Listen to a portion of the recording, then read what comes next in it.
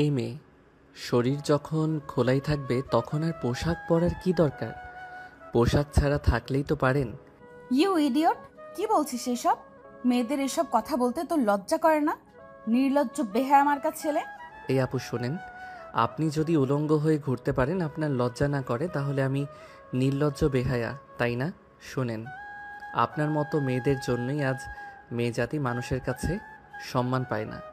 আপনার মতো মেয়েরা যদি একটু নিজেদের শরীরকে পর্দায় রাখত, তাহলে এত ধর্ষণ নির্যাতন হতো না। ওরে বাবা রে বাবা, আইসে আমার মক্কার হাজি। উনি যেন মক্কা থেকে হজ করে এসেছে না, এখন আমাকে ভাষণ দিচ্ছেন। আমি না তোর এসব ভাষণ শুনতে আসিনি। দেখুন আপু, আপনার মতো মেয়েদেরকে না আসলে ভালো উপদেশ দিতে নেই। আপনার মতো মেয়েরা কখনোই ভালো কথার মানুষ না। আপনারা তো কখনো ভালো কথা বুঝেনি না, উল্টা আমাদেরকে কোনো একটা কথা বলে আপনার আরও 5টা কথা শুনিয়ে দেন। শোনেন, এভাবে উলঙ্গ হয়ে না মানুষের রাস্তায় বের হয় না। দেখ, এতক্ষণ ধরে তোর সঙ্গে ভদ্রভাবে কথা বলেও এখন কিন্তু আমি আমার মেজাজকে আর কোনোভাবেই কন্ট্রোল করতে পারছি না। তুই আমাকে উলঙ্গ কেন বলছিস? আমি কি পোশাক ছাড়া আছি নাকি? আমি তো পোশাক পরিধান করে রাস্তায় বের হয়েছি। দেখুন ম্যাডাম, এগুলোকে কোনো পোশাক বলে না। আপনি যেগুলো পরে আছেন এগুলো পোশাকের কাতারেই পড়ে না। আপনি যে পোশাকগুলো পরে আছেন এতে তো আপনার শরীরের অর্ধেকের বেশি অংশই দেখা যাচ্ছে। তাহলে এগুলো কেমন ধরনের পোশাক? দেখ, এগুলো ওয়েস্টার্ন পোশাক। এখনকার যুগের মেয়েরা এগুলোই পরে। আর এখনকার যুগের মেয়েরা না আদিম যুগের মেয়েদের মতো গাইয়া ভূত নয় যে সবসময় শাড়ি 3 পিস পরে ঘরের কোণে বসে থাকবে। এখন যুগ আপডেট হয়েছে, এখনকার যুগের সবাই এরকম পোশাকই পরে। হ্যাঁ ম্যাডাম, আপনি একদম ঠিক কথাই বলেছেন। এখন যুগ আপডেট হয়েছে, আর সেজন্যই তো এখন হাজার হাজার ধর্ষণের গল্প শোনা যায়। আগেকার যুগের মেয়েরা যখন পরিপূর্ণ পোশাক পরিধান করত তখন কিন্তু এত ধর্ষণ হতো না। আর এখন কেন এত ধর্ষণ, কেন চারদিকে এত হাজারি শোনা যায়? তুই আমাকে এতক্ষণ যে কথাগুলো বলেছিস তার জন্য তোকে অসংখ্য ধন্যবাদ, কিন্তু বিশ্বাস কর, এখানে দাঁড়িয়ে দাঁড়িয়ে তোর এসব লেকচার শোনার মতো কোনো সময় আমার নেই। আমাকে এখন যেতে হবে। এই বলে তিশা হনহন করে সেখান থেকে চলে যায়। আর এদিকে রাজ ভার্সিটিতে চলে আসে। রাজ এই বছর অনার্স ফাইনাল ইয়ারে পড়াশোনা করছে। সে তার বাবা মায়ের একমাত্র আদরের সন্তান। তার বাবা মায়ের কাছে সে যখন মুখ ফুটে যেটা চেয়েছে সেটাই পেয়েছে। তার বাবা মা তাকে অনেক আদর যত্ন নিয়ে বড় করেছে। যাই হোক ভিউয়ার্স, চলুন কথা না বাড়িয়ে মূল গল্পে ফিরে আসি। আর বাকি বিষয়টা না হয় আপনারা গল্পের মধ্যেই জেনে নেবেন। ক্যাম্পাসে এসেই তার বন্ধু নিলয়ের সঙ্গে তার দেখা হয়। কি ব্যাপার দোস্ত, কেমন আছিস? এই তো আলহামদুলিল্লাহ ভালোই আছি।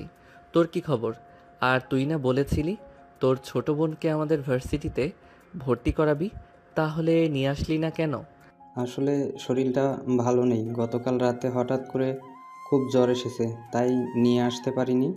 জ্বর একটু কমলে তারপরেই নিয়ে আসবো। যাই হোক, চল, ক্লাসের টাইম হয়ে গেছে, ক্লাসে যাওয়া যাক। এই বলে রাজ আর হৃদয় দুজনেই ক্লাসরুমে চলে আসে। প্রথম ক্লাসের ঘন্টা পড়তেই প্রিন্সিপাল স্যার একটা মেয়েকে নিয়ে ক্লাসরুমে ঢুকলো। তখনই ক্লাসের সবাই দাঁড়িয়ে সালাম প্রদর্শন করতে যাবে, তখনই রাজ দেখতে পেল সকালবেলা যে মেয়েটার সঙ্গে রাস্তায় সে কথা বলেছে ওই মেয়েটাই এখানে। তখন রাজ মনে মনে বলতে লাগলো, এই অর্ধনগ্ন মেয়েটা এখানে কি করছে? কথাটা মনে মনেই বলল রাজ।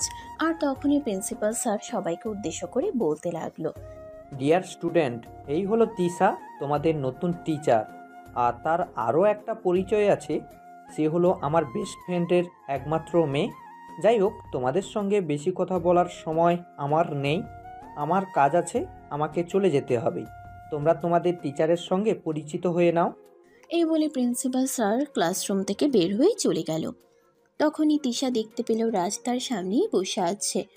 তখনই তিশা রাজকে তার কাছে ডেকে নিল আর বলতে লাগলো, এই ছেলে, এই যে নীল টি শার্ট পরা, তুমি আমার কাছে আসো। ম্যাডাম, আপনি কি আমাকে কিছু বলছেন? হ্যাঁ, তোমাকেই তো বলছি। তুমি ছাড়া তো ক্লাসরুমে নীল টি শার্ট পরা অন্য কেউ নেই। এদিকে আসো, তোমার সঙ্গে কথা আছে। হ্যাঁ ম্যাডাম, বলুন কি বলবেন। আমি আপনাকে কিভাবে সহযোগিতা করতে পারি? আমাকে তোমার কোনো সহযোগিতা করতে হবে না। তুমি আমাকে এটাই বলো যে তুমি এই ভার্সিটি থেকে কবে বের হয়ে যাচ্ছ। মানে এসব আপনি কি বলছেন ম্যাডাম? আমি তো কিছুই বুঝতে পারছি না। আমি এই ভার্সিটি থেকে কেন বের হয়ে চলে যাব? আমি কি কোনো অপরাধ করেছি? ওরে বাবা, ন্যাকা সাজা হচ্ছে তাই না? তুমি একটু আগে আমার সঙ্গে কি করেছো সেটা কি তুমি ভুলে গেছো নাকি? তুমি ভুলে গেলেও আমি তোমাকে মনে করিয়ে দিতে পারি। তোমার এই ভার্সিটিতে আর থাকা হবে না। তুমি আমার সঙ্গে যেটা করেছো একদম বেশি করে ফেলেছো। তখন তুমি আমার অচেনা কেউ ছিলে, তাই তোমাকে কিছু বলতে পারিনি। কিন্তু এখন তুমি এই ভার্সিটির স্টুডেন্ট, তাই এখানে পড়াশোনা কন্টিনিউ করাটা তোমার জন্য একটু টাফ হয়ে যাবে। ম্যাডাম, এখানে আমি আমার বাবার পয়সা দিয়ে পড়াশোনা করি, কারোর বাপের পয়সাই নয়। তাই আমার মনে হয় আপনি চাইলেও আমার কিছু করতে পারবেন না। মানে তুমি আমায় চ্যালেঞ্জ করছো? তাহলে আমিও তোমার চ্যালেঞ্জ একসেপ্ট করলাম। তুমি শুনে রাখো, আমি যদি ঠিক 7 দিনের মধ্যে তোমাকে এই ভার্সিটি থেকে বের করতে না পারি, তবে আমার নামও তিশা নয়। কথাটা মনে রেখো। ও তাই নাকি ম্যাডাম? তাহলে আপনি ঠিক করে রাখুন আপনার নাম কি রাখবেন। আমি এই ভার্সিটি থেকে যাচ্ছি না, এটা আপনাকে আমি বলে দিলাম। তিশা তখন কোনো কথা না বলে ক্লাস করানোতে মনোযোগ দিল। কিছুক্ষণ পর ক্লাস করানো শেষ হলে তিশা ক্লাসরুম থেকে বের হয়ে সোজা প্রিন্সিপাল স্যারের কেবিনে চলে গেল। প্রিন্সিপাল অবাক হয়ে জিজ্ঞাসা করলেন, কি ব্যাপার তিশা, তোমাকে এমন দেখাচ্ছে কেন? কিছু হয়েছে নাকি? আঙ্কেল, কি হয়নি সেটাই আপনি আমাকে জিজ্ঞাসা করেন? ওই ক্লাসের ওই বজ্জাত ছেলেটা যে আজ নীল টি শার্ট পরে এসেছে, ওকে এই ভার্সিটি থেকে বের করে দিতে হবে। ও যদি এই ভার্সিটিতে পড়াশোনা করে তাহলে আমি এখানে চাকরি করব না। এসব তুমি কি বলছো তিশা? তোমার কি মাথা খারাপ হয়ে গেছে নাকি? আমি বুঝতে পারছি তুমি রাজের কথা বলছো, কিন্তু রাজ আমার জানা মতে কখনোই কাউকে অন্যায় কিছু বলে না। দেখো, তুমি হয়তো ওকে ভুল ভাবছো। তুমি একটু মাথা ঠান্ডা করো, আরও ভালোভাবে চিন্তা ভাবনা করো, তাহলেই দেখতে পারবে ও যা করেছে কিংবা যা বলেছে সবটাই ঠিক, কোনো ভুল নেই। দেখুন স্যার, আমি আপনাকে শেষবারের মতো বলছি, এই ভার্সিটিতে হয়তো ওই ছেলেটা থাকবে, নয়তো আমি। কিন্তু তিশা, বিশ্বাস করো, এই দুটোর মধ্যেই কোনোটাই সম্ভব নয়। তুমি নতুন চাকরি নিয়েছো, এখন তুমি এই ভার্সিটি থেকে বের হয়ে যাও, অন্য জায়গায় চাকরি হয়ে যাবে। আর রাজ এই ভার্সিটির সবচাইতে ব্রিলিয়ান্ট স্টুডেন্ট, তাকে তো আমি কোনোভাবেই ভার্সিটি থেকে বের করে দিতে পারি না। তাছাড়া সে অনার্স ফাইনাল ইয়ারের স্টুডেন্ট, এই মুহূর্তে তো কোনোভাবেই সম্ভব নয়। আমি যদি তাকে ভার্সিটি থেকে বের করে দিই, তাহলে হয়তো এমনও হতে পারে যে আমার চাকরিটাও চলে যাবে। তিশা তখন কোনো কথা না বলেই রাগে গজগজ করতে করতে প্রিন্সিপালের কেবিন থেকে বের হয়ে আর মনে মনে ভাবতে লাগে, এই ছেলেটাকে যেভাবেই হোক একটু উচিত শিক্ষা দিতেই হবে, তা না হলে কাজ হবে না। অপরদিকে রাজ তো তার বন্ধু নিলয়কে প্রশ্ন করলো, কি ব্যাপার দোস্ত, কিছুই তো বুঝতে পারলাম না। ম্যাডাম নতুন এসেছে আর তোকে ডেকে নিয়ে এসব কি বললো? আরে দোস্ত, সেরকম কোনো ব্যাপার না। আসলে ম্যাডামকে যখন রাস্তায় দেখেছিলাম তখন জানতাম না ম্যাডাম আমাদের ভার্সিটিতেই চাকরি নিয়েছে। তখনই ম্যাডামকে ম্যাডামের পোশাকের ব্যাপারে কিছু কথা বলেছিলাম। ও আচ্ছা, এই ব্যাপার, বুঝতে পারছি। আসলে এই বিষয়টা ক্লাসরুমে আমিও লক্ষ্য করেছিলাম। ক্লাসের ছেলেগুলো ম্যাডামের দিকে কিভাবে তাকিয়েছিল তুই দেখেছিলি? ছেলেগুলো যেন একদম ম্যাডামের দিকে তাকিয়ে থেকে ম্যাডামকে গিলে খাবে এমন একটা অবস্থা। হ্যাঁ, সেটা তো আমি দেখতেই পাচ্ছিলাম। আসলে এই যুগের ছেলেরা এরকমই।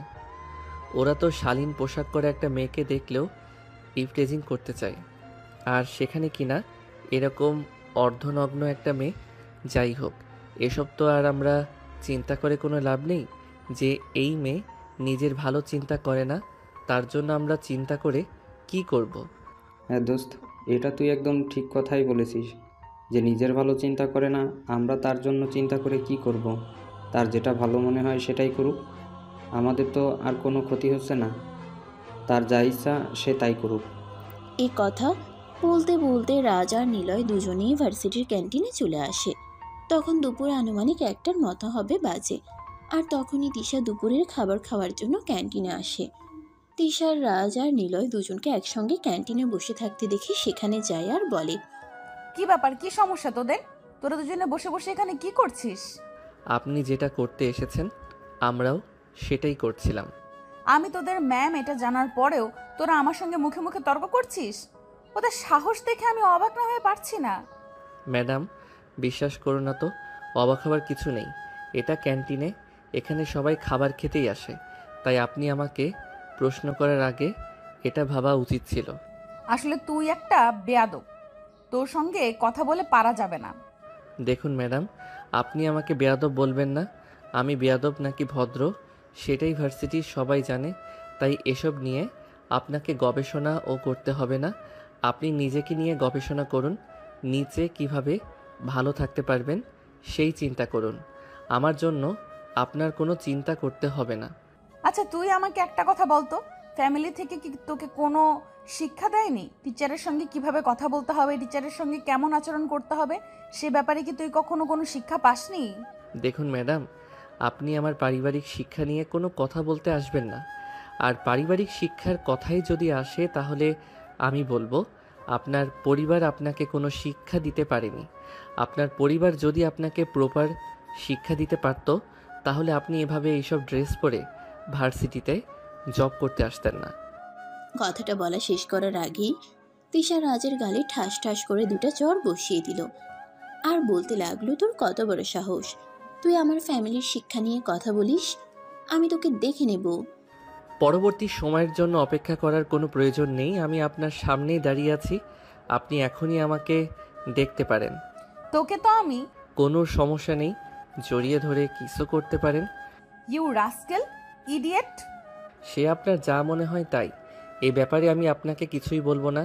তবে আমি এখনও আপনাকে এটাই বলছি যে আপনার পরিবার আপনাকে প্রপার শিক্ষা দিতে পারেনি। আর হ্যাঁ, একটা কথা মনে রাখবেন, 2 কলাম পড়াশোনা শিখলেই কেউ শিক্ষিত হয় না। শিক্ষিত হওয়ার জন্য সবচাইতে বেশি প্রয়োজন হলো পারিবারিক শিক্ষা এবং নিজের মস্তিষ্ককে সুস্থ রাখা। আমি খুব ভালোভাবেই বুঝতে পেরেছি তোর সঙ্গে এইভাবে পারা যাবে না, তোকে অন্যভাবে শায়েস্তা করতে হবে। কিন্তু তুই কোনো চিন্তা করিস না, আমি যতদিন পর্যন্ত তোকে শায়েস্তা করতে না পারবো ততদিন পর্যন্ত শান্ত হব না। এই কথা বলে তিশা হন হন করে সেখান থেকে বের হয়ে যায়। আর এদিকে রাজ আর নিলয় দুজনে খাওয়া দাওয়া শেষ করে ক্যান্টিন থেকে বের হয়ে আসে। এর পরের দিন ছিল শুক্রবার।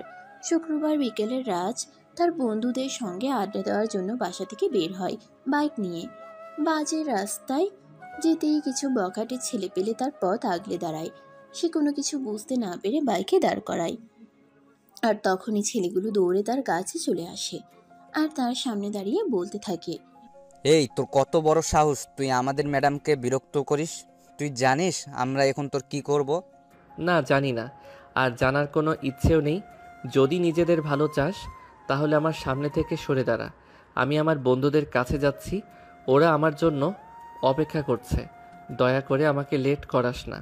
তোর বন্ধুদের কাছে যাওয়া তোর হবে না, তোকে আমরা জমের বাড়ি পাঠিয়ে দেওয়ার চিন্তা ভাবনা করছি। তুই এক্ষুনি এখান থেকে সোজা জমের বাড়ি চলে যাবি। দেখ, শুধু শুধু আমার সঙ্গে পাঙ্গা নিতে আসিস না। আমার সম্পর্কে তোদের কোনো আইডিয়া নেই, তাই আমার সামনে দাঁড়িয়ে এভাবে কথা বলার সাহস পাচ্ছিস। কিন্তু বিশ্বাস কর, তোদের এসব হুমকি থামকি আমি একটুও ভয় পাই না। তাহলে তুই যেটা ভয় পাস সেটারই ব্যবস্থা করতে হবে। আর কোনো চিন্তা করিস না, আমরা সমস্ত রকম প্রিপারেশন নিয়ে এসেছি। এই বলে সবগুলো ছেলে একসঙ্গে রাজকে আক্রমণ করতে যাবে। আর তখনই রাজ তাদের সবাইকে প্রতিহত করতে শুরু করলো। ডিসুম ডিসুম করে সব কটাকে মারতে শুরু করলো। একদম সব কয়টাকে মেরে নাজেহাল অবস্থা করে দিল। আর তখনই সে তিশার নাম্বারে ফোন দিল। হ্যালো, তিশা স্পিকিং, কাকে চাই? আমি রাজ। আপনি যাকে মারার জন্য গুন্ডা বাহিনী ভাড়া করে পাঠিয়েছিলেন, আপনার সেই গুন্ডা বাহিনীকে আমি মেরে একদম তক্তা বানিয়ে দিয়েছি। এখন ওরা চৌরাস্তার মোড়ে আছে। আপনি দয়া করে আপনার গুন্ডা বাহিনীকে এখান থেকে হসপিটালে নিয়ে যাওয়ার ব্যবস্থা করুন। তা না হলে ওরা হয়তো মারা যেতে পারে, কারণ আমি ওদেরকে খুব ভালো করেই উত্তম মাধ্যম দিয়েছি। ফাও কথা বলার আর জায়গা পাস না। আমি তো 50,000 টাকা ভাড়া করে গুন্ডা বাহিনী পাঠিয়েছি ওকে আজকে মেরে ফেলার জন্য। এতক্ষণে হয়তো ওর লাশ ওরা মাটিতে পুঁতেও ফেলেছে। আর এখন তুই কিনা বলছিস যে তুই রাজ আর আমার গুন্ডা বাহিনীকে মেরে তক্তা বানিয়ে দিয়েছিস? এইগুলো আমাকে বিশ্বাস করতে হবে? ম্যাডাম, বিশ্বাস না করলে আমার কিছুই করার নেই, কারণ আপনার গুন্ডা বাহিনীর সব কয়টা গুন্ডাকে আমি পিটিয়ে এমন অবস্থা করে দিয়েছি যে এরা এখন আর কথা বলার অবস্থাতে নেই। যাই হোক, আপনি না আসলেও সমস্যা হবে না। আমি ওদেরকে হসপিটালে পাঠিয়ে দিচ্ছি। দয়া করে হসপিটালের বিলটাও আপনি দিয়ে দিবেন। এই বলে তখনই রাজ টুম করে ফোনটা কেটে দিল। আর এদিকে তিশা তার ভাড়া করা মাস্তান বাহিনীর সরকারকে ফোন দিতে লাগলো, কিন্তু কেউ ফোন রিসিভ করলো না। তিশা পড়ে গেল মহা চিন্তায়। অপরদিকে রাজ অ্যাম্বুলেন্স ফোন করে মাস্তান বাহিনীর সব কয়টা ছেলেপেলেকে হসপিটালে নিয়ে যায়। তারপর ওদেরকে ভর্তি করিয়ে দিয়ে রিসিপশনে তিশার নাম্বারটা দিয়ে চলে আসে। কিছুক্ষণ পর হসপিটালের রিসিপশন থেকে তিশার নাম্বারে ফোন চাইতেই সব ফোনটা রিসিভ করে, আর তখনই রিসিপশনের মেয়েটা তিশাকে উদ্দেশ্য করে বলে, আসসালামু আলাইকুম, আপনি কি তিশা ম্যাডাম বলছেন? হ্যাঁ বলছি, কিন্তু আপনি কি আর আমাকে কেন ফোন করেছেন? ম্যাডাম, একটু আগে আমাদের হসপিটালে বেশ কিছু ছেলেপেলেকে নিয়ে একজন লোক এসেছে। ওদের অবস্থা খুবই ক্রিটিক্যাল। উনি ওদেরকে ভর্তি করিয়ে তারপর আপনার নাম্বারটা দিয়ে চলে গেছেন। আপনি এক্ষুনি একবার সিটি হসপিটালে আসুন। এসব আপনি কি বলছেন? আমি তো বিশ্বাসই করতে পারছি না। তাহলে কি রাজ সত্যি সত্যি আমার গুন্ডা বাহিনীকে মেরে তক্তা বানিয়েছে? হ্যাঁ ম্যাডাম, একদমই তাই। ছেলেগুলোর অবস্থা খুবই খারাপ। এমার্জেন্সি ওদেরকে ট্রিটমেন্ট করাতে হবে, তা না হলে অবস্থা খুবই খারাপ হয়ে যেতে পারে। আর ওদের অনেকগুলো ওষুধ লাগবে, এগুলোর দাম প্রায় 1.5 লাখ টাকার মতো। আর ওই টাকাটা আপনাকে পে করতে হবে, তা না হলে আমি ওদের ট্রিটমেন্ট করাতে পারবো না। কথাটা বলে তিশা পড়ে গেল মহা চিন্তায়। সে কি করবে কিছুই বুঝতে পারছে না। তখনই হঠাৎ করে সে তার আব্বুকে ফোন দেয় আর বলে, আব্বু, আমার এক্ষুনি 1.5 লক্ষ টাকা লাগবে। তুমি এক্ষুনি আমার অ্যাকাউন্টে ওই টাকাটা পাঠিয়ে দাও। এসব তুই কি বলছিস? এখন আমি এত টাকা কোথায় পাবো? তাছাড়া তুই তো খুব ভালো করেই জানিস আমাদের মধ্যবিত্ত ফ্যামিলি, আমরা যখন যা চাই তখন তাই করতে পারি না। তাই আমাদের সব কিছু চিন্তাভাবনা করেই করতে হয়। আব্বু, আমি কোনো কথা শুনতে চাই না। আমি তো তোমাকে বললাম আমার এক্ষুনি 1.5 লক্ষ টাকা লাগবে। তুমি এক্ষুনি এই টাকাটা আমার অ্যাকাউন্টে ট্রান্সফার করো। আচ্ছা ঠিক আছে, সেটা না হয় দিলাম, কিন্তু কি কারণে তোমার একটা টাকাও লাগবে? আমি তো সেই কারণটাই কিন্তু কি কারণে তোমার এতগুলো টাকা লাগবে আমি তো সেই কারণটাই জানতে পারি। সেই কারণটা তো আমাকে বলো। আব্বু, আমি তো তোমাকে বললাম যে টাকাটা আমার কাজে লাগবে, তাই আমি তো কোনো কাজে এই টাকাটা ব্যয় করব। তাহলে তুমি এত কৈফিয়ত আমার কাছে কেন চাইছো? আচ্ছা ঠিক আছে, আমি তোমার অ্যাকাউন্টে টাকা ট্রান্সফার করে দিচ্ছি। তবে একটা কথা তোমাকে বলি, এভাবে আজে বাজে ভাবে পয়সা নষ্ট করো না, কারণ পয়সা ইনকাম করতে খুব কষ্ট হয়। এই বলে তিশার আব্বু ফোনটা কেটে দেয় আর তিশার অ্যাকাউন্টে 1.5 লক্ষ টাকা ট্রান্সফার করে দেয়। আসলে তিশার আব্বুর আর্থিক অবস্থা অতটাও ভালো নয়। মোটামুটি একটা চাকরি করে, সেখান থেকে মাস শেষে 70,000 টাকা মাইনে পায়, আর সেটা দিয়েই ফ্যামিলিতে চালাতে হয়। আর তারপর তিনি সেখান থেকে অনেক কষ্ট করে কিছু টাকা সেভিংস করেন, আর তিশা এই টাকাগুলো এভাবেই নষ্ট করে। যাই হোক ভিউয়ার্স, চলুন গল্পে ফেরা যাক। তিশা টাকাগুলো নিয়ে তখনই হসপিটালে চলে গেল আর রিসিপশনে টাকাগুলো জমা দিয়ে সেখান থেকে চলে আসে। আর বাসে এসে সঙ্গে সঙ্গে রাজকে ফোন দেয়। তার মানে কি এটাই সত্যি যে এই কাজটা তুই করেছিস?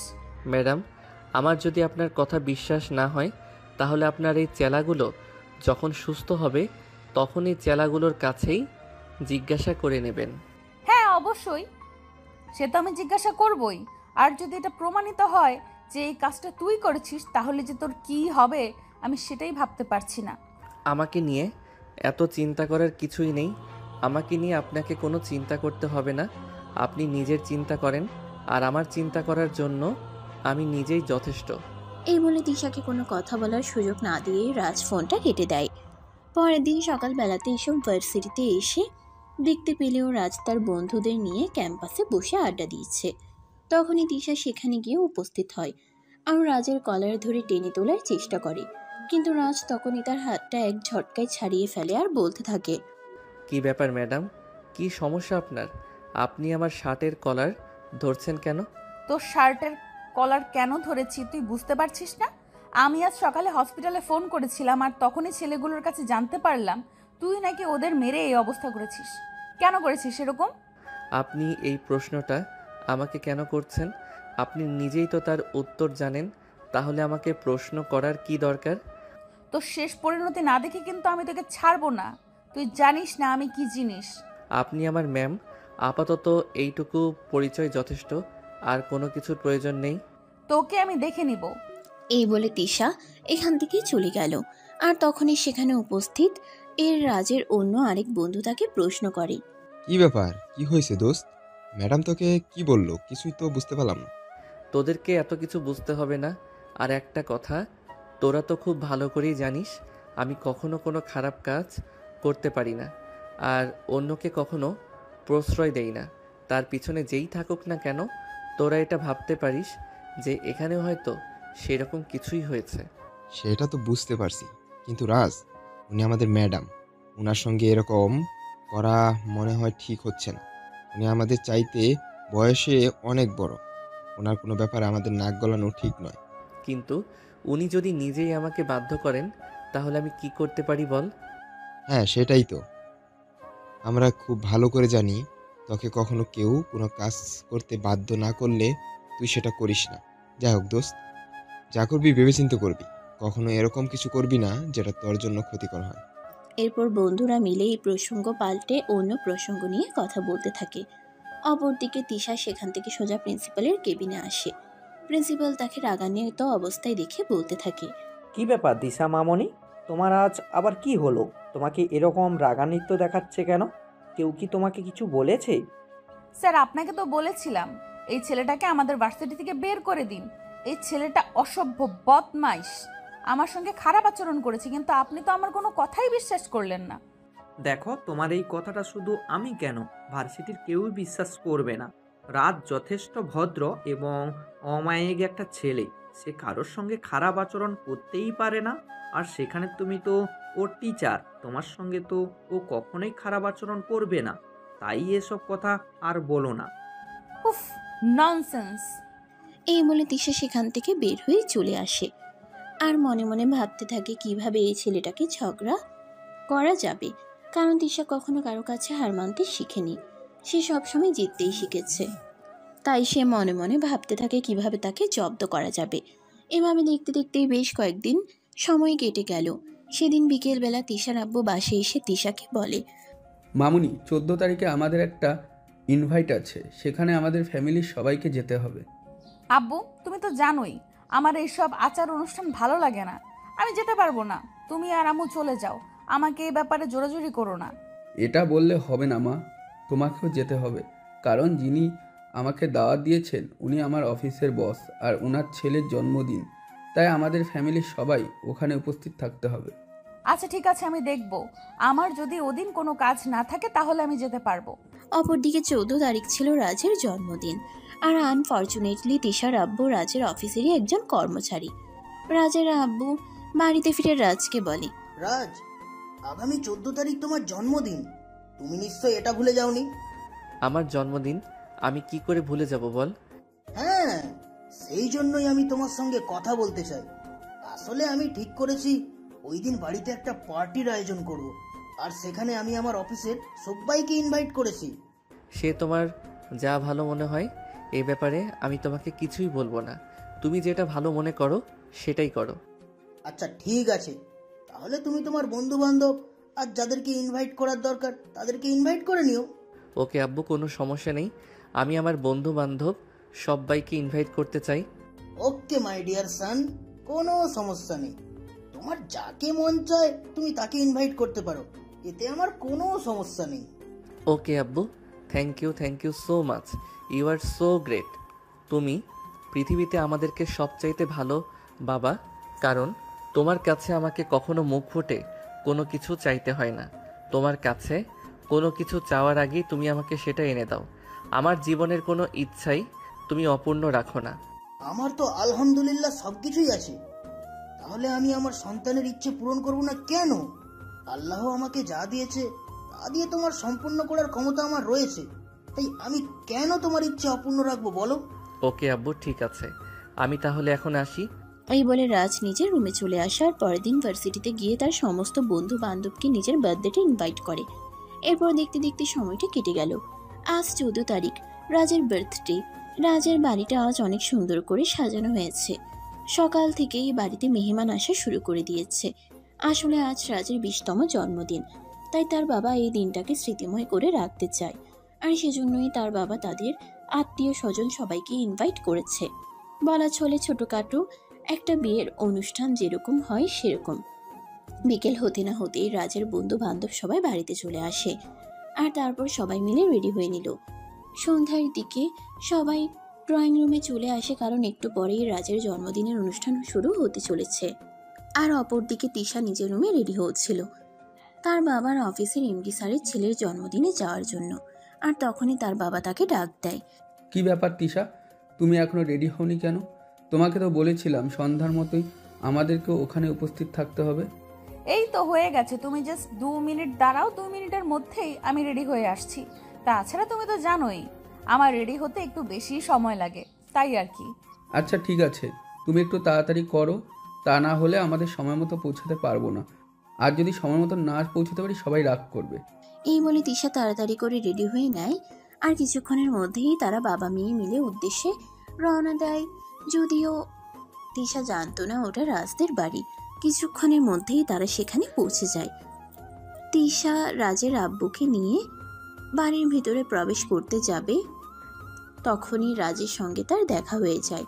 আসলে রাজের এক বন্ধু আসছিল, কিন্তু তার বাড়ি চিনত না, সেজন্যই এই রাজ তাকে রিসিভ করার জন্য বাড়ির বাইরে আসে। আর তখনই তার তিশার সঙ্গে দেখা হয়। রাজকে সেখানে দেখেই তো তিশা একদম ফায়ার। এই ছোট লোক বদমাইশের বাচ্চা, তুই এখানে কি করছিস? তুই কি করে জানলি আমি এখানে আসছি? মাত্র আপনি কিন্তু ভদ্রতা সীমা একদম অতিক্রম করে ফেলেছেন। আপনি জানেন আপনি কোথায় দাঁড়িয়ে আছেন? এটা আমার বাড়ি, আর আমার বাড়িতে দাঁড়িয়ে দাঁড়িয়ে আপনি আমাকে কথা শোনাচ্ছেন। আপনার সাহস দেখে আমি অবাক না হয়ে পারছি না। একটা ফাও কথা বলার আর জায়গা পেলি না? এটা তোর বাড়ি তাই না? এটা আমার বাবার বসের বাড়ি, আর এখানে ওনার ছেলের জন্মদিনের অনুষ্ঠানের আয়োজন করা হয়েছে, আমরা সেখানেই ইনভাইটেড। কিন্তু তুই মনে হয় আমাকে ফলো করতে করতে এখানে চলে এসেছিস। এভাবেই কথা চলছিল তাদের দুজনের মধ্যে। আর তখনই রাজের আব্বু সেখানে এসে উপস্থিত হয়। তিনি তিশার আব্বুকে দেখে বলতে থাকেন, আসসালামু আলাইকুম ম্যানেজার সাহেব, আপনি দেখছি চলে এসেছেন। হ্যাঁ স্যার, চলে তো এসেছি, কিন্তু এই ছেলেটা কে? আমার মেয়ের সঙ্গে ঝামেলা করছে। ও, এ তো আমার ছেলে। আপনি কি আমার ছেলেকে এর আগে কখনো দেখেননি? না মানে আসলে আপনার ছেলের সঙ্গে তো আমার এর আগে কখনো দেখা হয়নি, তাহলে আমি চিনব কি করে? যাই হোক বাবা, কেমন আছো তুমি? এই তো আঙ্কেল, আলহামদুলিল্লাহ ভালোই আছি।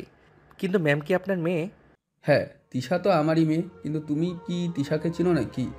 হ্যাঁ, ওনার আমাদের ভার্সিটিতে নতুন চাকরি হয়েছে, কিন্তু আপনার সম্পর্কে তো আমি আমার আব্বুর কাছে শুনেছি আপনি যথেষ্ট ভালো আর ভদ্র। তবে আপনার মেয়েটা এরকম কেন? এদিকে তিশার রাগে গজগজ করতেছে। আর তখনই সে তার আব্বুকে বলতে থাকে, আব্বু আমি এখানে আর এক মুহূর্তও থাকবো না, তুমি এক্ষুনি আমাকে এখান থেকে নিয়ে চলো। আমি এখানে আর এক মুহূর্তও থাকতে চাই না।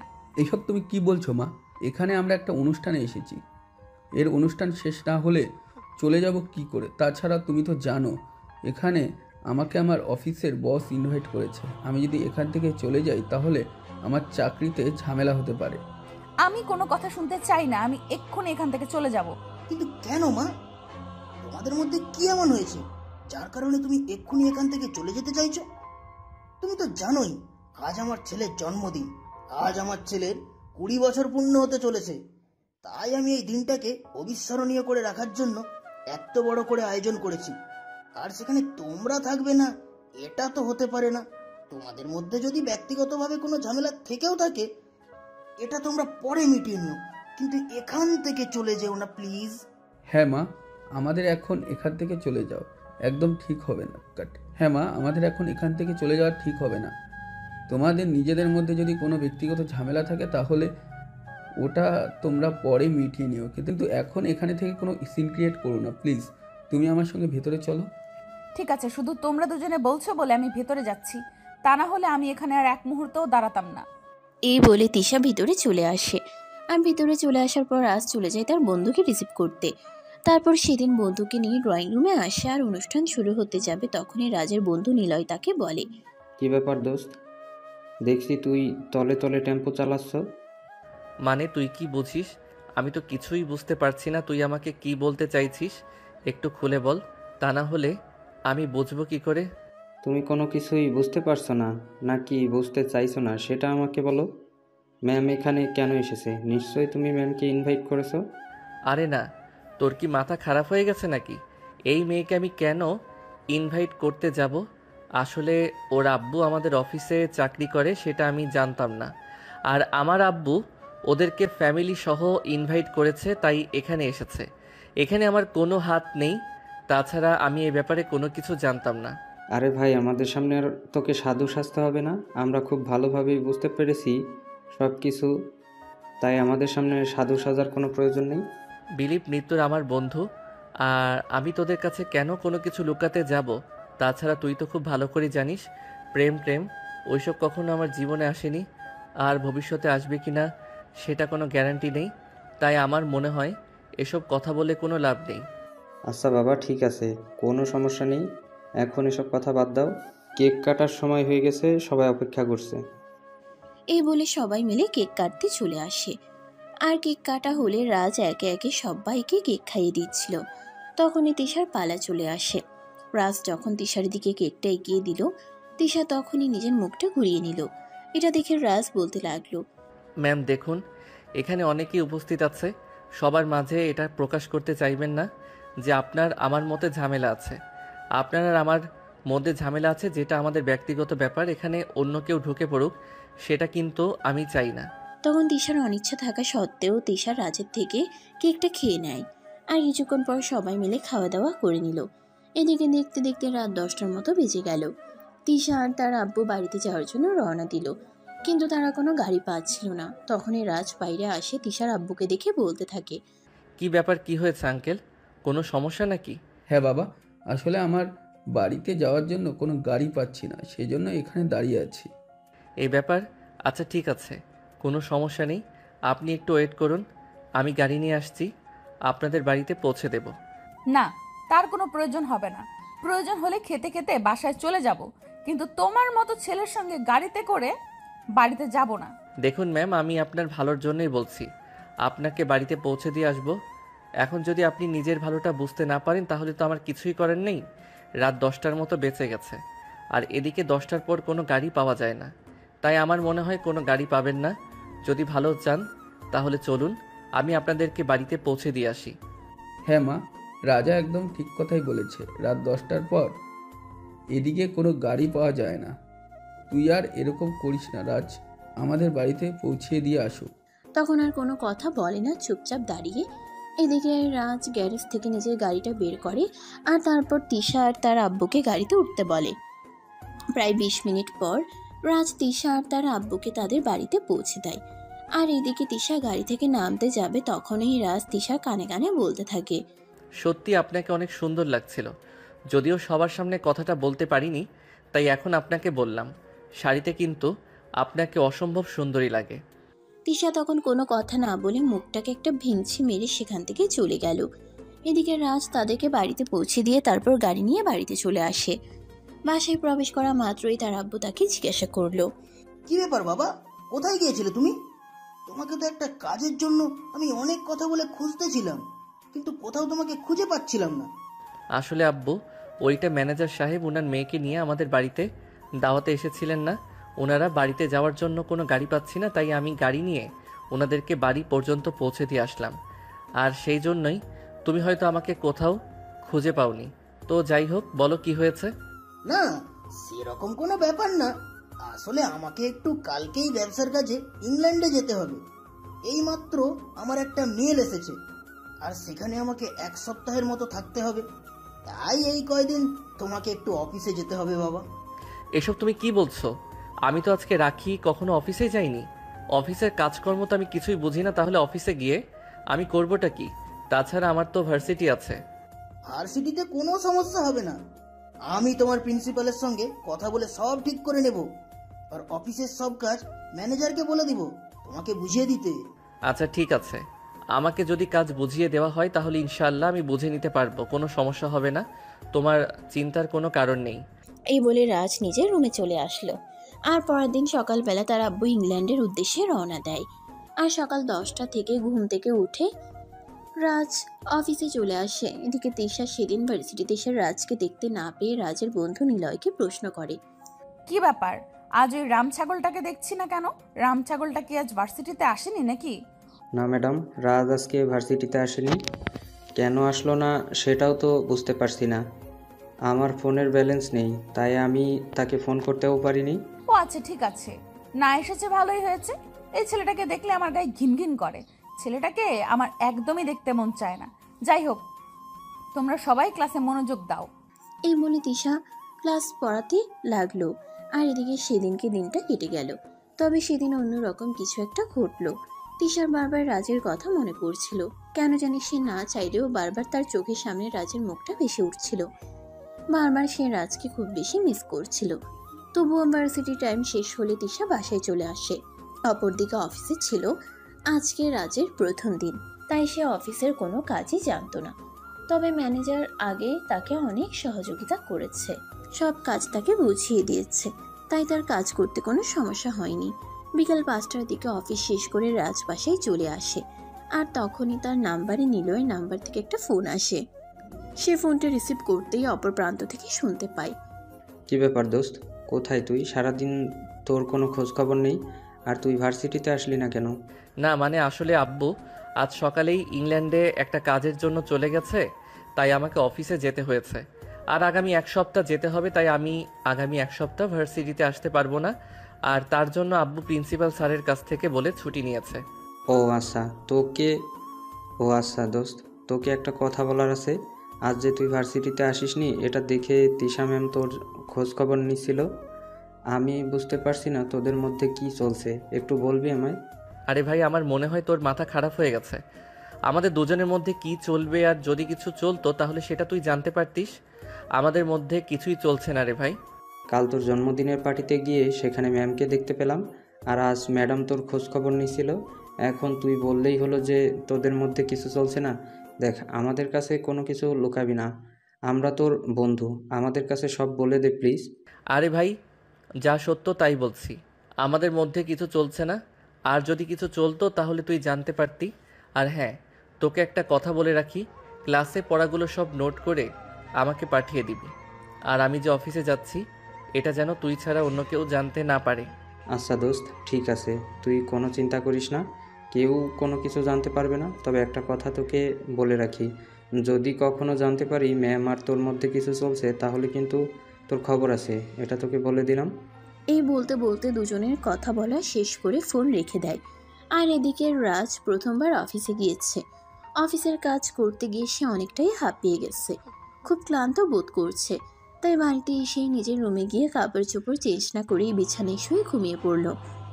তার আম্মু সন্ধ্যায় নাস্তা বানিয়ে তাকে ডাকতে এসে দেখলো সে কাপড় চোপড় চেঞ্জ না করেই বিছানায় শুয়ে ঘুমোচ্ছে।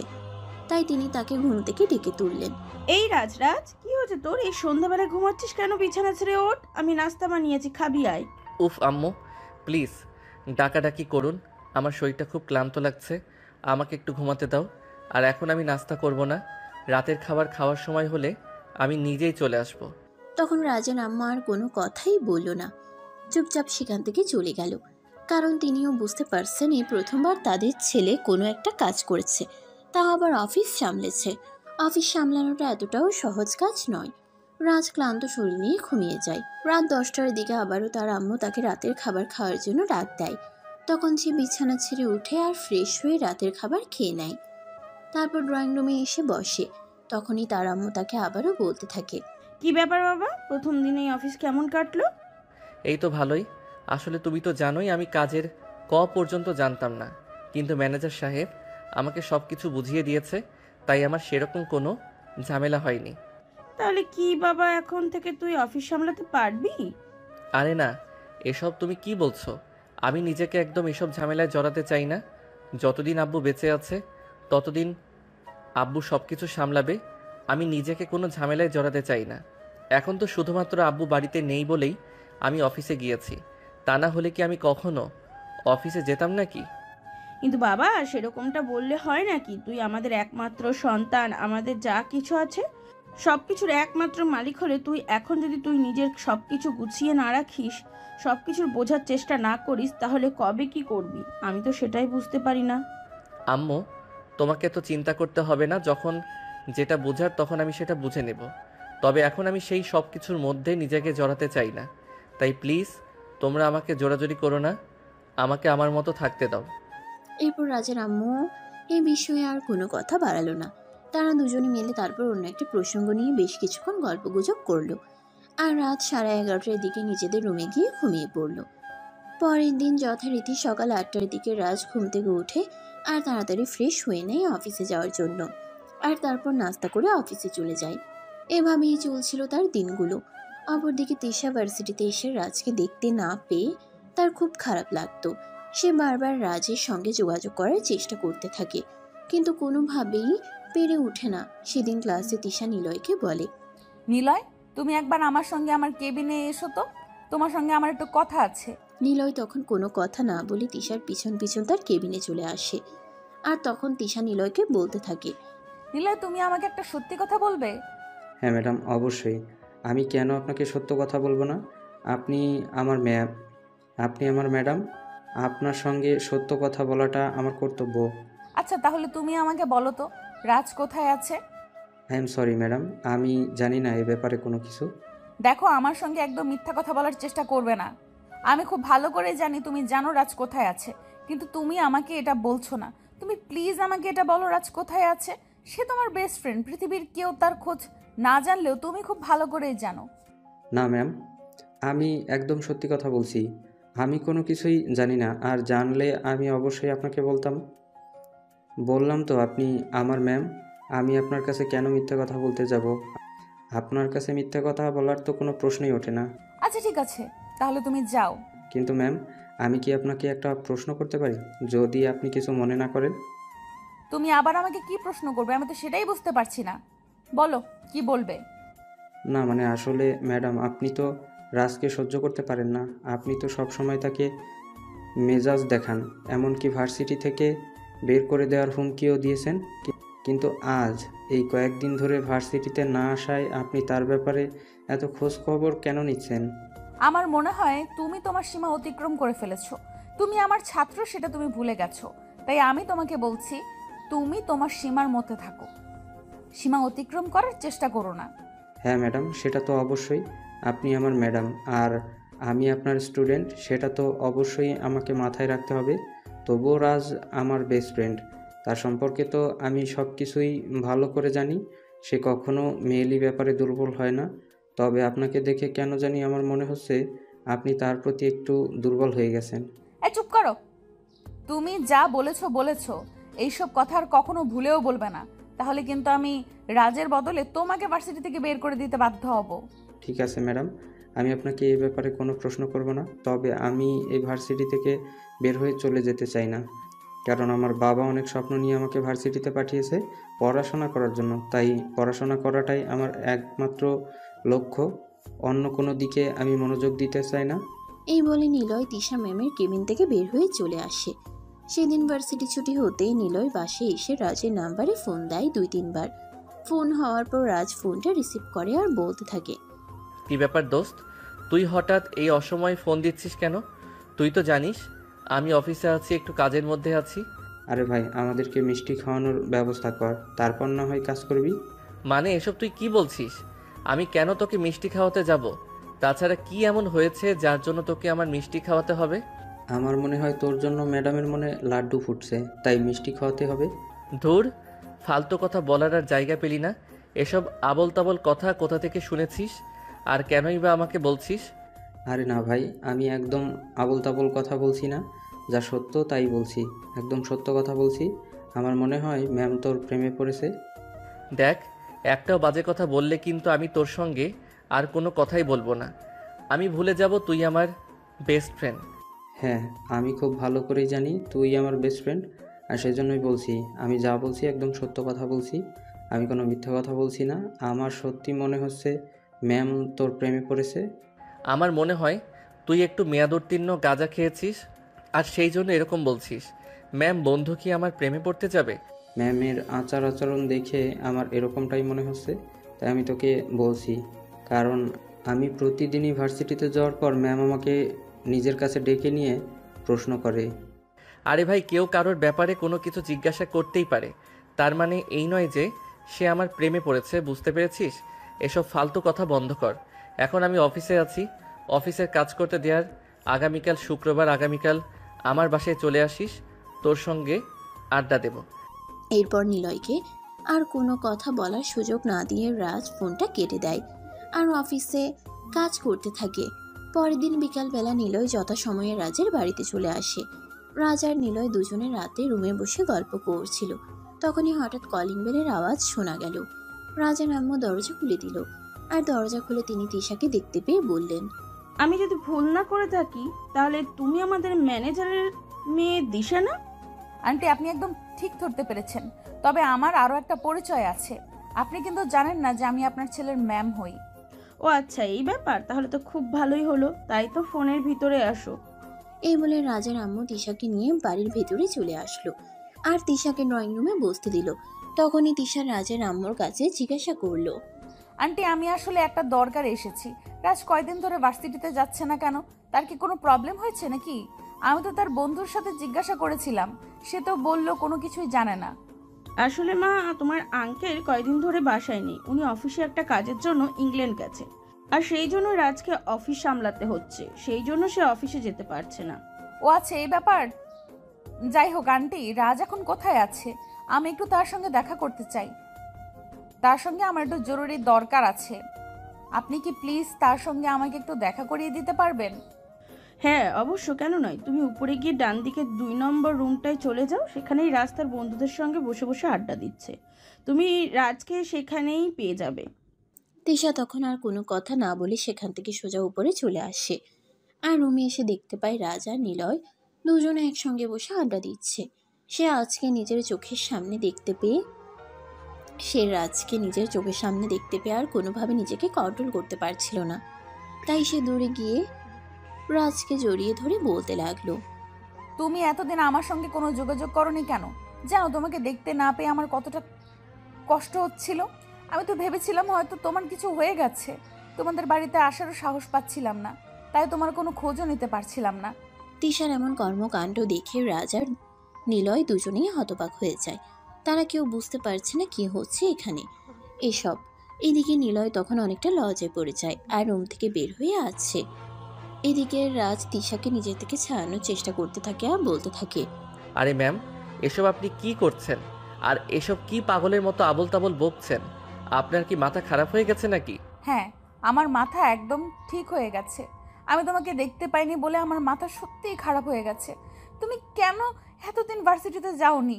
আর তুমি অফিসে গেছো সেটা আমাকে বলে যাওনি কেন? আরে ম্যাডাম, আমার বাবার অফিস আমি চাইলে যে কোনো সময় যেতেই পারি। এতে আপনার কাছে বলে যাওয়ার কি আছে? আর আপনি আমাকে এভাবে জড়িয়ে ধরে আছেন কেন? প্লিজ আমাকে ছাড়ুন। আম্মু বাড়িতে আছে, দেখে ফেলতে পারে। আম্মু আমায় ভুল বুঝবে। প্লিজ ছেড়ে দিন আমায়। না, আমি তোমাকে একটুও ছাড়বো না। তোমাকে ছাড়া আমার কতটা কষ্ট হয়েছে জানো? আমি প্রতিটা মুহূর্ত তোমাকে কতটা মিস করছিলাম। তোমাকে দেখতে না পেয়ে আমি তো পাগল প্রায় হয়ে যাচ্ছিলাম। তাই পাগলের মতো ছুটে তোমাদের বাড়িতে চলে আসলাম। ম্যাম, এবার কিন্তু আমার সত্যি মনে হচ্ছে আপনার মাথায় সমস্যা হয়েছে।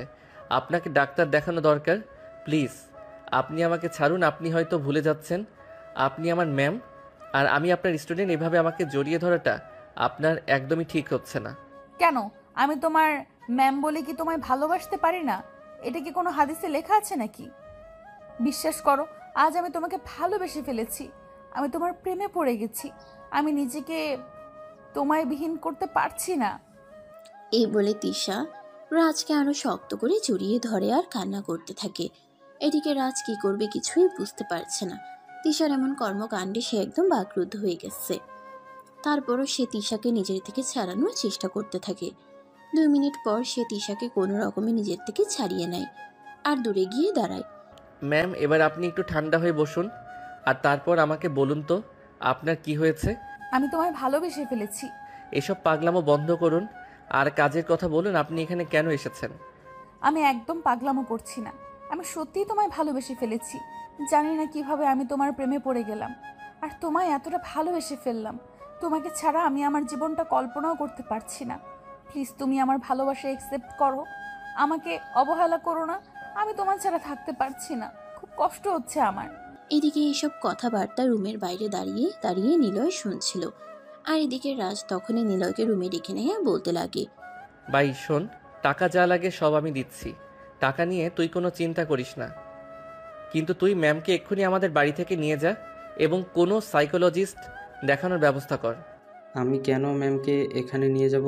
আমি তো তোকে আগেই বলেছিলাম ম্যাম মনে হয় তোর প্রেমে পড়ে গেছে, কিন্তু তুই তো আমার কোনো কথাই শুনছিলি না, এমনকি আমার কথাকে কোনো পাত্তাও দিছিলি না। যাই হোক ভাই, আমি সবশেষ থেকে একটা কথা বলবো, তোদের ব্যক্তিগত ব্যাপারে আমি কোনো কথা বলতে চাই না। এটা তোদের দুজনের ব্যক্তিগত ব্যাপার, কি করবি তোরা দুজনেই করবি। তোদের দুজনের ব্যক্তিগত ব্যাপারে আমি ঢুকতে চাই না। হ্যাঁ নিলয়, তুমি একদম ঠিক কথাই বলেছ। কারোর ব্যক্তিগত ব্যাপারে কোনো কথা বলতে নেই। তুমি এখান থেকে চলে যাও, এটা আমাদের দুইজনের ব্যাপার, আমরা দুজনেই সামলে নেব। নিলয় তখন কোনো কথা না বলে চুপচাপ রাজের রুম থেকে বের হয়ে নিজের বাড়িতে চলে যায়। আর এদিকে রাজ তখন মাথায় হাত দিয়ে বসে পড়ে। এসব সে কি শুনছে?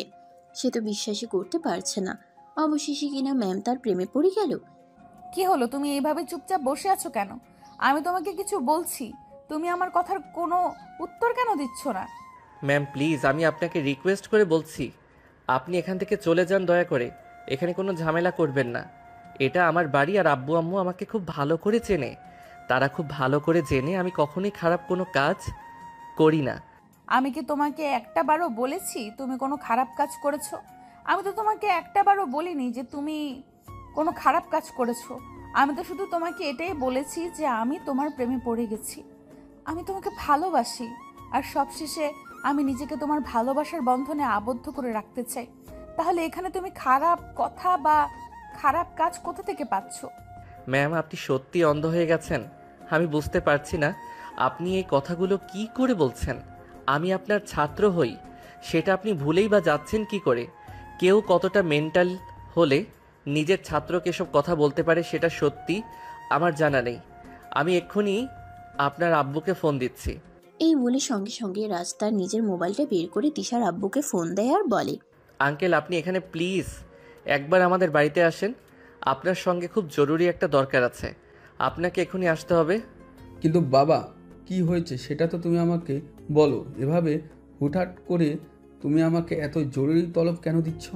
আঙ্কেল আপনি আগে আমাদের বাড়িতে আসেন, তারপর আপনাকে সব কিছু খুলে বলছি। কিন্তু এখন আপনাকে কোনো কিছুই বলা যাবে না, আর ফোনে বললেও আপনি বুঝতে পারবেন না। তাই দেরি না করে আপনি তাড়াতাড়ি চলে আসুন। আচ্ছা বাবা, ঠিক আছে, কোনো সমস্যা নেই, আমি এক্ষুনি চলে আসছি। এই বলে তিশার আব্বু ফোনটা কেটে দেয় আর রাজ ফোনটা রেখে বিছানায় বসে পড়ে। তখনই তিশা বলতে থাকে, দেখো, আমার মনে হয় আব্বুকে ফোন দিয়ে কথা বলে কোনো লাভ হবে না, কারণ আব্বু খুব ভালো করেই জানে আমি কতটা জেদি আর একগুঁয়ে। আমি যখন কোনো কিছু করব বলে চিন্তা ভাবনা করি, যতক্ষণ না সেটা না করতে পারি ততক্ষণ আমার শরীরে কোনো শান্তি লাগে না।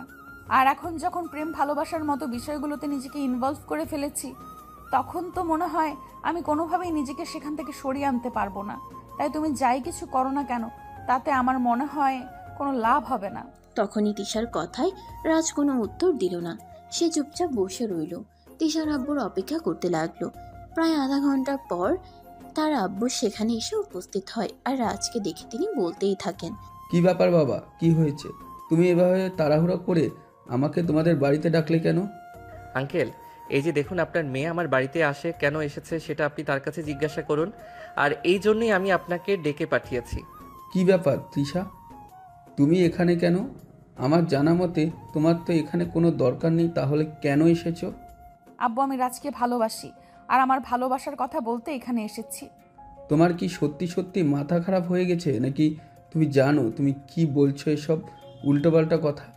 তুমি কেন বলছো বলো তো আমায়? আব্বু আমার মাথা সম্পূর্ণ ঠিক আছে, আমি কোনো উল্টাপাল্টা কথা বলছি না। আমি যা বলছি একদম সত্যি কথা। আমি রাজকে ভালোবেসে ফেলেছি, তাকে ছাড়া আমি বেঁচে থাকতে পারবো না। দেখো তো, সব পাগলামির একটা লিমিট আছে। কোথায় আমরা আর কোথায় রাজ সেটা তুমি জানো? জানি না, আর জানার কোনো প্রয়োজন নেই। রাজ একজন মানুষ আর আমরাও মানুষ, তাহলে আমাদের মধ্যে কেন কোনো পার্থক্য থাকতে যাবে? তৃষা প্লিজ, তুমি এসব উল্টোপাল্টা কথা বলা বন্ধ করো, আর তুমি আমার সঙ্গে বাসায় চলো। হ্যাঁ আমি অবশ্যই বাসায় যাব। আমি এই বাসায় থাকার জন্য এক্ষুনি চলে আসিনি, তবে রাজের মুখ থেকে ভালোবাসার কথা শুনে তারপরে যাব। রাজ যখন আমাকে ভালোবাসার কথা বলবে আমি তখনই চলে যাব, কিন্তু যতক্ষণ বলবে না ততক্ষণ আমি এখানেই থাকবো।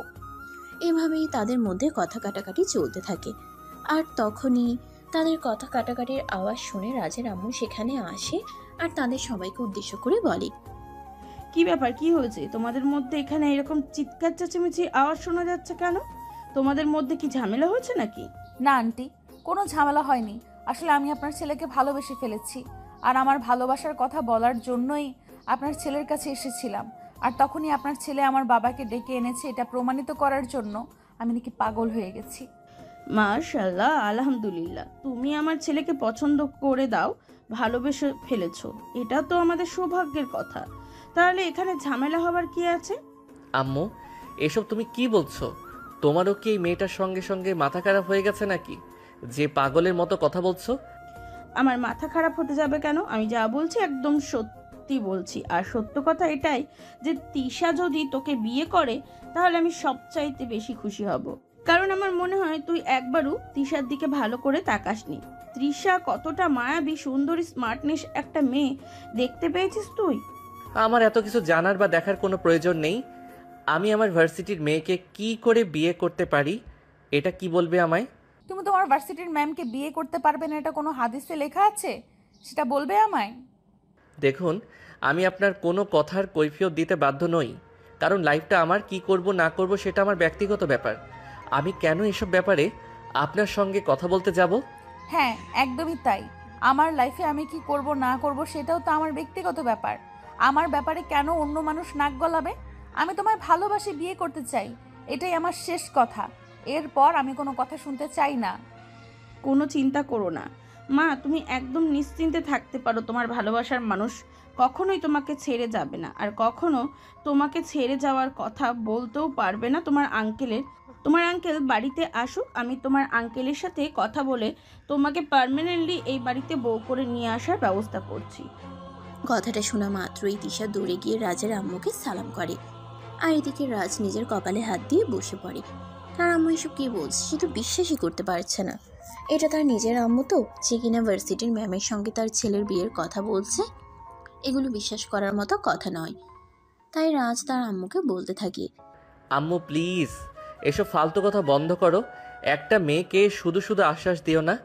আশ্বাস দিয়ে সেটা যদি না রাখতে পারো তাহলে কিন্তু এটা ভালো হয় না।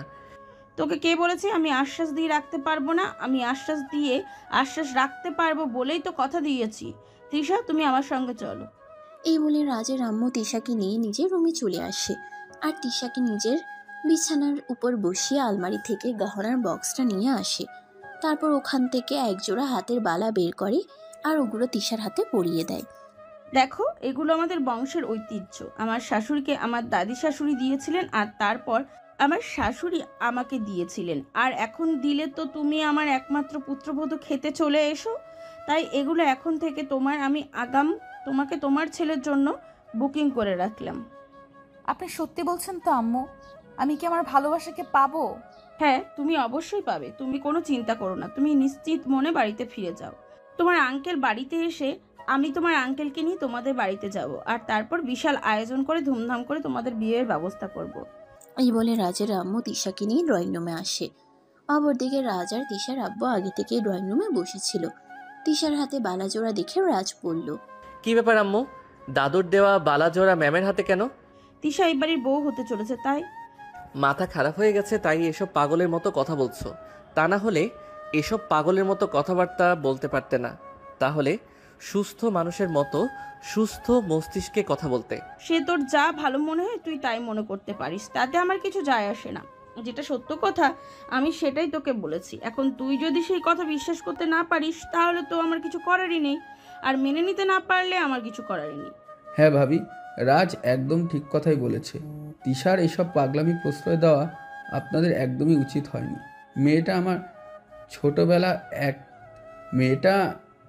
ছোটবেলা থেকে এরকমই, তাই বলে সে যা চাইবে তাই যে দিতে হবে এরকমটা তো কোনো কথা নেই। রাজ আপনাদের একমাত্র ছেলে, তার ব্যাপারে সিদ্ধান্ত নেওয়ার জন্য আপনাকে একটু হলেও চিন্তাভাবনা করা উচিত ছিল। এভাবে সিদ্ধান্ত নেওয়াটা কিন্তু একদমই উচিত হয়নি। আপনি কোনো চিন্তা করবেন না ভাইজান। রাজের আব্বু বাড়িতে আসলে আমি রাজের আব্বুর সঙ্গে কথা বলে তারপর তিশাকে এই বাড়িতে নিয়ে আসার ব্যবস্থা করছি। তিশাকে আমার আগে থেকেই পছন্দ ছিল, তাই এখন তিশা যখন নিজের থেকেই এই ব্যাপারে কথা বলেছে আমি আর কোনো রিস্ক নিতে চাই না। এই কথা শুনে রাজ রাগে নিজের রুমে চলে যায়। আর এদিকে তিশা তার বাবাকে নিয়ে বাসায় চলে আসে। এরপর চলে গেল আরও 4-5 দিন সময়। ইতিমধ্যে রাজের আব্বু বাড়িতে চলে এসেছে।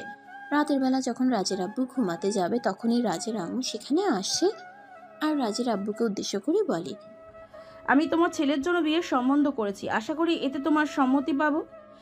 এসব তুমি কি বলছো রাজ? আমাদের ছেলে সেটা ঠিক আছে, কিন্তু তাই বলে আমাদের সবাই মিলে দেখাশোনা করে তারপরে তার বিয়ের সম্বন্ধ করা উচিত ছিল। কিন্তু একা একা বিয়ের সম্বন্ধ ঠিক করে নিলে কি করে? দেখো, আমি এরকম কিছু করিনি যেটা তোমাদের পছন্দ হবে না। আমি তোমাদের পরিচিত একটা মেয়েকেই রাজের পাত্রী হিসেবে পছন্দ করেছি, আশা করি ওই মেয়েটাকে তোমারও পছন্দ হবে। কি বলছো তুমি? তুমি যে মেয়েটাকে পছন্দ করেছো সেই মেয়েটা আমার পরিচিত? আচ্ছা ঠিক আছে, বলো তো মেয়েটাকে।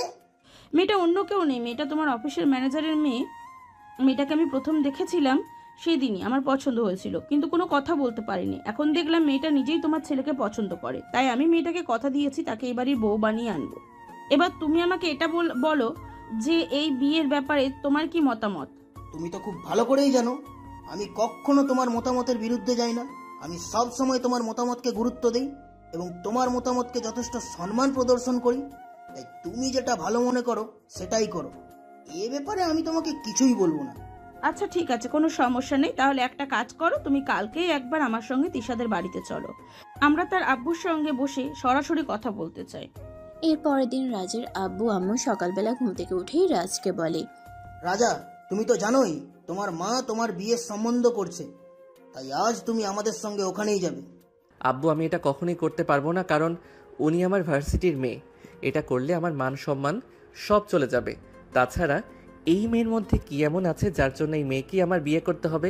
পৃথিবীতে কি মেয়ের অভাব পড়েছে নাকি? দেখো, তুমি একদম বেশি কথা বলবে না। আমরা যা করছি তোমার ভালোর জন্যই করছি। আমরা তোমার বাবা মা, আমরা কখনোই এমন কিছু করব না যেটা তোমার জন্য ক্ষতিকর হবে। তাই বেশি কথা বলতে এসো না, বুঝলে? কিন্তু আব্বু, দেখো, তুমি এইটুকু বড় হয়েছো, এ পর্যন্ত তুমি আমাদের কাছে যা কিছু চেয়েছো সব কিছু তোমার চোখের সামনে এনে হাজির করেছি। ইনফ্যাক্ট তুমি কোনো কিছু চাওয়ার আগেই সেটা তোমার সামনে এনে দিয়েছি। তবে তোমার কাছে এইটুকু আবদার করছি, তুমি কেন এইটুকু আবদার রাখতে পারবে না? আব্বু, তাই বলে আমি আমার ভার্সিটির ম্যামকে বিয়ে করব? তাতে কি হয়েছে? তুমি অনার্স ফাইনাল ইয়ারে পড়াশোনা করছো, আর কয়দিনই তো আছো ওই ভার্সিটিতে। তারপরেই তো পরীক্ষা শেষ হলে তুমি ওখান থেকে বের হয়ে চলে আসবে, আর কখনোই ওখানে যাওয়া হবে না। তাহলে তিশাকে বিয়ে করতে তোমার সমস্যাটা কোথায়? আচ্ছা আব্বু, ঠিক আছে। তুমি তো আমার জীবনের কোনো আশাই পূর্ণ রাখোনি, এখন তো আর তোমার বিরুদ্ধে গিয়ে কথাও বলতে পারি না। যাই হোক, তুমি যেটা ভালো মনে করো। এই তো ভালো ছেলের মতন কথা। আচ্ছা ঠিক আছে, তুমি তাহলে বিকেলবেলা রেডি হয়ে থেকো, আমরা বিকেলে যাব। এরপর সেদিন বিকেলবেলায় রাজের আব্বু আম্মু সবাই তিশাদের বাড়িতে যায়। তিশাদের বাড়িতে আগে থেকেই জানতো রাজ তার ফ্যামিলি নিয়ে আসছে, তাই সকাল থেকেই তিশা তাদের জন্য রান্নাবান্নার আয়োজন করে আর সারাটা বাড়ি সুন্দর করে গুছিয়ে রাখে। রাজ আর তার ফ্যামিলির সবাই যখন তিশাদের বাড়িতে গিয়ে পৌঁছায় তখন আনুমানিক বিকেল 3টার মতো হবে বাজে। সবাই মিলে ড্রয়িং রুমে বসে গল্প করছিল। তখনই রাজার আম্মু বলল, আচ্ছা, আমরা এইভাবে গল্প করেই চলেছি, কিন্তু আমরা যে কথাটা বলার জন্য এসেছি সেই কথাটা তো ভুলে যাচ্ছি। আমরা কি শুধু গল্পই করব, ওই কথাটা নিয়ে কোনো কথা বলবো না? আহা, আসলে ম্যানেজার সাহেব দেখুন, আপনি তো সবটাই জানেন।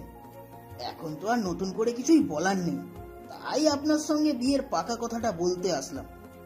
এখন তো আপনাকে আবার ম্যানেজার বলা যাবে না, আমার ইয়াই বলতে হবে। হ্যাঁ স্যার, তবে আমাদের মনে হয় এই বিষয়টা নিয়ে আরও একবার ভেবে দেখলে ভালো হতো। ভেবে দেখার কি আর আছে? আমার স্ত্রী যখন পছন্দ করেছে তখন তিশাকেই আমি আমার বাড়ির বউ বানিয়ে নিতে চাই। ঠিক আছে, আপনারা যেটা ভালো মনে করেন। তাছাড়া আপনাদের উপর আমার সম্পূর্ণ ভরসা আছে। আপনাদের বাড়িতে গেলে আমার মেয়ে ভালোই থাকবে। এরপর তারা বিয়ের পাকা কথা বলে তিশাকে একটা ডায়মন্ডের নেকলেস গিফট করে। তখনই রাজার আব্বু রাজকে বলে। রাজ তখন কোনো উত্তর না দিয়ে চুপচাপ সেখান থেকে উঠে বাড়ির বাইরে বাগানে চলে আসে। তখন তার পিছন পিছন আসে তিশা। বাগানের বেঞ্চিতে বসে রাজ কিছু একটা চিন্তা করছিল। তখনই তিশা পিছন থেকে তার কাঁধে হাত রেখে বলতে লাগলো, কি ব্যাপার, তুমি কি চিন্তা করছো? কি আর চিন্তা করব? এখন আর চিন্তা করে কি লাভ হবে? যা হওয়ার তা তো হয়ে গেছে, এখন আর কি হবার বাকি আছে? দেখো, তোমায় আমি ভালোবেসে ফেলেছি, আর ভালোবাসা হারিয়ে আমি বেঁচে থাকতে পারবো না। তাই আমি তোমাকে বিয়েটা করতে চাইছি। প্লিজ তুমি আমাকে মেনে নাও, কখনো ভালোবাসার কমতি রাখবো না। ভালোবাসা দিয়ে আর কি হবে? যেখানে কিনা নিজের ম্যামকে বিয়ে করতে হচ্ছে সেখানে ভালোবাসা আর কি? বুঝতে পেরেছি তুমি এখনো আমার উপর অভিমান করে আছো, আমাকে ভুল বুঝতেছো। কিন্তু বিশ্বাস করো, এমন একটা সময় আসবে যেদিন তুমি নিজের থেকেই আমাকে বলবে আমাকে বিয়ে করে তুমি জিতেছো, আমাকে বিয়ে করে তুমি একটুও ঠকে যাওনি। আমি সেই দিনটার অপেক্ষায় রইলাম। এই বলে তিশা বাড়ির ভেতরে চলে যায়। আর এদিকে এক সপ্তাহ পরেই রাজ আর তিশার বিয়ের আয়োজন করা হয় মহা ধুমধামের সাথে। সেই বিয়ের অনুষ্ঠান হয়। শহরের গণ্যমান্য ব্যক্তিবর্গ থেকে সবাই উপস্থিত ছিলেন সেখানে। কিন্তু রাজের একটুও মন ভালো ছিল না। কি ব্যাপার দোস্ত, তুই এখানে মন খারাপ করে বসে আসছিস কেন? আজ তোর বিয়ের দিনে কেউ কি এমনভাবে মন খারাপ করে থাকে? বিয়ে তো কি হয়েছে, আমি কি নাচবো নাকি? আরে ভাই, তুই আমাকে কেন মেজাজ দেখাচ্ছিস? আমি তো আর তোর বিয়ে ঠিক করিনি, তাহলে আমাকে মেজাজ দেখে কি লাভ বল? আই অ্যাম সরি, প্লিজ তুই কিছু মনে করিস না। কিন্তু কি করব বল, আমি আর এসব কিছু সহ্য করতেই পারছি না। আমার মেজাজ খুব খারাপ হয়ে যাচ্ছে, আমি নিজেকে আর কোনোভাবেই কন্ট্রোল করতে পারছি না। দোস্ত, যা হচ্ছে সব মেনে নে। না মেনে নিয়ে কি করবি বল? কোনো কিছু করার নেই, তাই না? দেখ, তোর আব্বু আম্মু চেয়েছে বলেই কিন্তু বিয়েটা হচ্ছে। এমনটা কিন্তু নয় যে শুধু মেয়ের ইচ্ছেতেই বিয়েটা হচ্ছে। হ্যাঁ সেটাই তো, আমি আমার আব্বু আম্মুকে কিছু বলতেও পারছি না, আর সব কিছু আমাকে মুখ বুজে সহ্য করতে হচ্ছে। তাই তো খুব খারাপ লাগছে। আর যদি আব্বু আম্মু আমার দিকটা বুঝতো, আপু আম্মু ইচ্ছে করে আমার সঙ্গে এরকমটা না করতো, তাহলে হয়তো এতটা খারাপ লাগতো না। এই বলে হৃদয় রাজকে নিয়ে বাড়ির ভেতরে চলে আসে। সেদিন ছিল বৌভাতের অনুষ্ঠান। সবাই মিলে অনেক আনন্দ উল্লাস করে। তারপর খাওয়া দাওয়া করা শেষ করে সবাই নিজেদের বাড়িতে চলে যায়। আর সেদিন রাতের বেলা রাজ আর তিশার জন্য বাসরের আয়োজন করা হয়। আসলে বাঙালি মুসলিম পরিবারে একটা রেওয়াজ আছে, যেদিন বিয়ে হয় সেদিন কিন্তু বাসর হয় না। বৌভাতের দিন রাতে বাসরের আয়োজন করা হয়। রাজ আর তিশা দুজনেই ছিল মুসলিম ফ্যামিলির, তাই তাদের বিয়ের সমস্ত আচার অনুষ্ঠানও মুসলিম রীতিতেই পালন করা হয়। বাসর ঘরে বসে বসে তিশা রাজের জন্য অপেক্ষা করছে। অপরদিকে রাজ ছাদে দাঁড়িয়ে দাঁড়িয়ে একটার পর একটা সিগারেট খেয়েই যাচ্ছে। সারা বাড়িতে সবাই তাকে খোঁজাখুঁজি করছে, কিন্তু কোথাও খুঁজে পাচ্ছে না। তখনই হঠাৎ রাজের আম্মু তার বন্ধু নিলয়কে বলে, কি ব্যাপার নিলয়, রাজ কোথায় গেল? তাকে কোথাও খুঁজে পাওয়া যাচ্ছে না কেন?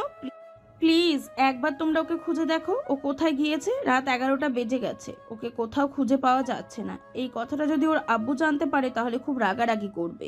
ঠিক আছে আন্টি, আপনি কোনো চিন্তা করবেন না, আমরা দেখছি রাজ কোথায় আছে।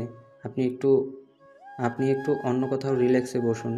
এই বলে সারা বাড়ি বাগান আর ছাদে তন্ন তন্ন করে রাজকে খুঁজতে থাকে।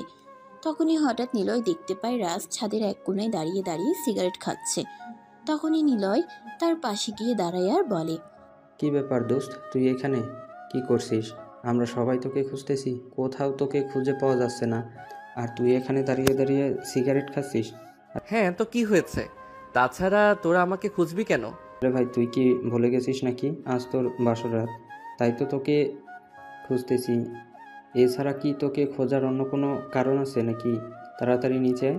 তোর বউ যে নিচে সেই কখন থেকে বাসর ঘরে বসে বসে তোর জন্য অপেক্ষা করছে, তাড়াতাড়ি আয় না ভাই।